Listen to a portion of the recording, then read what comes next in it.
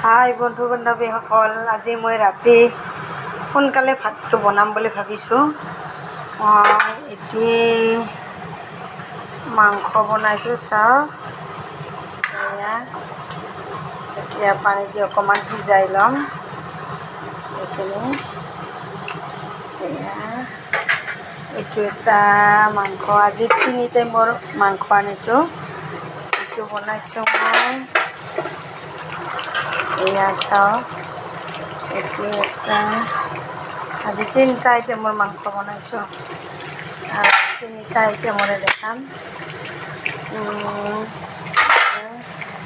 এয়া আৰু এইখিনি হ'ল গাহৰিখিনি ফ্ৰাই বনাম। গাহৰিটো চাওক, এইটো গাহৰি।